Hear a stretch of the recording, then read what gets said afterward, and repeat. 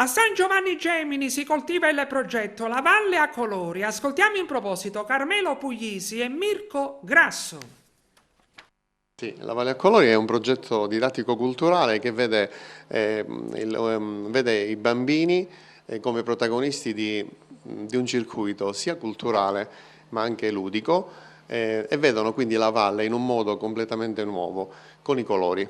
E quindi c'è una visita guidata sia alla valle che al museo, ma abbiamo anche un'attività laboratoriale nella quale vengono vestiti da greci, da romani, da arabi, viene ripercorso tutte le dominazioni le principali dominazioni che ci sono state qui in Sicilia. Oggi per esempio abbiamo accompagnato questo gruppo della scuola Filippone di San Giovanni Gemini che ha concluso l'attività della Valle a Colori con la visita ai vostri studi qui di Teleacras. Come è stato partorito tale progetto, l'idea originale? L'idea originale, diciamo, un vecchio amico, Carmelo, ci siamo rincontrati dopo tanto tempo e assieme abbiamo condiviso le passioni per l'arte in generale, che è la musica, la pittura.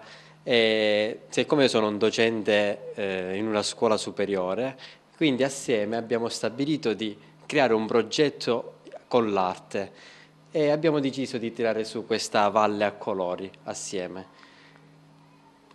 Che ha già un seguito, riscuote particolare interesse. Sì, già dal 2013 diciamo, la Valle a Colori ha una base abbastanza solida. Assieme l'abbiamo perfezionata ancora di più.